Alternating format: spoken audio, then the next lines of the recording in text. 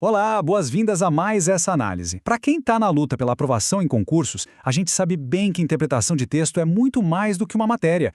É, na verdade, um divisor de águas. Hoje, a gente vai desvendar uma estratégia, um verdadeiro ataque de dois níveis, pensado para transformar essa que costuma ser uma grande dificuldade na principal vantagem competitiva. Então vamos nessa! Essa pergunta, né, ela ecoa na cabeça de muito concurseiro. Aquele sentimento de ler o texto, entender tudo, mas na hora de marcar o X, alguma coisa sai errada. É uma das maiores frustrações que existem na preparação.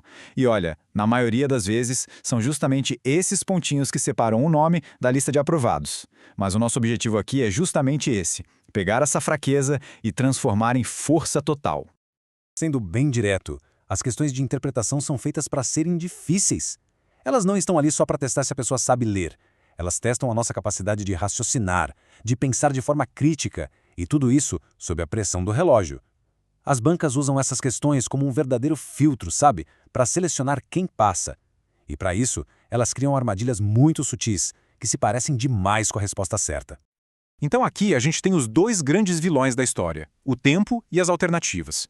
O tempo é curto para ler, para processar, para decidir, e como se não bastasse, as bancas capricham na maldade, elaborando alternativas erradas que são super atraentes. Elas pegam palavras do próprio texto, mas distorcem a ideia, confundem o raciocínio. Vira um verdadeiro campo minado, onde um passo em falso pode custar literalmente a vaga.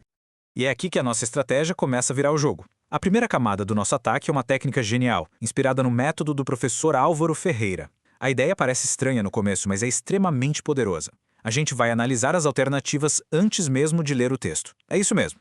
A lógica e o conhecimento de mundo se tornam a nossa primeira e mais forte linha de defesa. O processo é bem simples, mas o resultado é incrível. Primeiro, a gente lê o enunciado da questão e todas as alternativas. Só com isso, o cérebro já fica programado para saber o que procurar no texto. Aí, entra em cena o que o professor Álvaro chama de lógica cotidiana. É se perguntar, isso aqui faz algum sentido no mundo real? Com base nessa pergunta, já dá para eliminar aquelas opções completamente absurdas que vão contra o senso comum. E olha, muitas vezes, só com esse filtro, a dúvida já cai de 5 para 2 opções, ou quem sabe a gente até já encontra a resposta. É uma economia de tempo e de energia mental que não tem preço.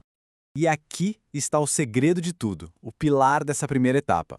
As bancas de concurso não vão selecionar um texto defendendo que, sei lá, a poluição faz bem para o meio ambiente. Isso seria absurdo. Os textos são sempre baseados na realidade, em fatos, numa lógica que todo mundo compartilha. Entender isso dá uma vantagem estratégica gigante, porque permite que a gente use nosso conhecimento de mundo para prever o que um texto coerente provavelmente vai defender. Agora vamos ver como isso funciona na prática, que é a parte mais legal. Pega esse exemplo do professor Álvaro. A pergunta é sobre exigências internacionais. Bom, o que o mundo cobra do Brasil hoje em dia? Preservação ambiental, certo? Todo mundo sabe disso pelos jornais. Então vamos olhar as opções. A B fala em usar muita água. Poxa, em plena crise hídrica global, não faz sentido, é ilógico. A D fala em liberar cultivo na Amazônia. Isso vai na contramão de toda a pressão internacional. Agora olha a opção C, garantir terras para preservação. Perfeito, está totalmente alinhada com o senso comum e com o que a gente sabe sobre as tendências globais. Sem ler uma única linha do texto, a alternativa C já brilha como a mais provável. Isso é usar a inteligência a nosso favor, economizando tempo e focando a leitura. Beleza, o filtro de plausibilidade já fez a limpeza e agora a gente está na dúvida entre duas alternativas. Como decidir? Aí entra o nível 2 da nossa estratégia, a análise de precisão. O foco aqui é fugir do erro mais comum de todos, a tal da extrapolação. E para isso a gente vai se basear nos ensinamentos da professora Pamba, que mostra direitinho como essa armadilha derruba até os candidatos mais bem preparados. A coisa mais importante aqui é entender o que é extrapolar. É o erro de ir além do que o texto realmente diz. A alternativa parece correta, ela faz sentido, mas ela adiciona um detalhezinho, uma informação extra que simplesmente não está lá no trecho original. É o famoso viajar na maionese da interpretação. E as bancas amam usar essa armadilha.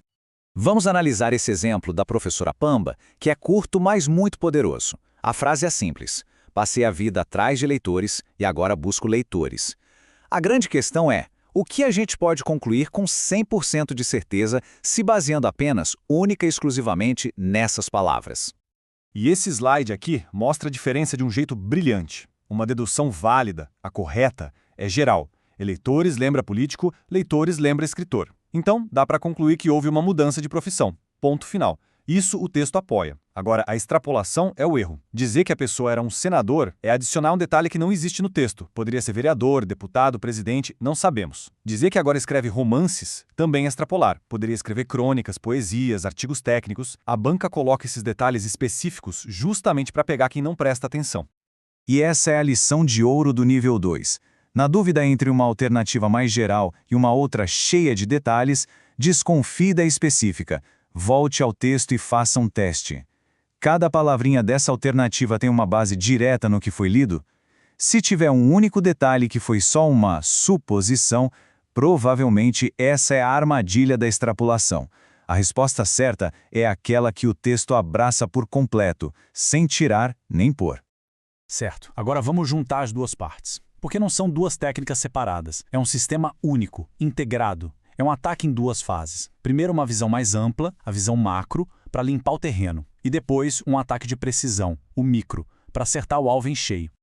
Esse aqui é o plano de jogo a partir de agora para qualquer questão de interpretação. Comece no modo macro, usando o senso comum para eliminar o que é impossível e ganhar foco. Depois, já com poucas opções na cabeça, faça a leitura do texto, mais uma leitura direcionada, já buscando a confirmação. E por fim, no modo micro, compare as alternativas que sobraram e aplique o teste de fogo. Qual delas não comete o pecado da extrapolação? Essa é a resposta. Apenas duas. Pensa nisso. 2 camadas de análise que transformam uma tarefa que era complexa e demorada em um processo lógico e muito mais rápido. É a combinação da visão de águia do filtro de plausibilidade com a precisão de um cirurgião da checagem anti-extrapolação. No final das contas, o que a gente construiu aqui é bem mais do que um simples macete ou um truque. É uma metodologia. É uma forma sistemática de encarar o problema. É a mudança de ser uma vítima das armadilhas da banca para se tornar um verdadeiro caçador de respostas, bem equipado com uma estratégia clara e muito, muito eficaz. E para a gente fechar, fica essa reflexão. Pense um pouco nos simulados, nas provas que já foram feitas. O que mais atrapalha? É a falta de tempo? São aquelas alternativas que parecem certas, mas são ilógicas? Ou é o erro sedutor da extrapolação, de ir além do texto? Identificar essa fraqueza pessoal é o primeiro passo para aplicar essa estratégia de 2 níveis da melhor forma possível e, finalmente, garantir aqueles pontos que são decisivos para a aprovação.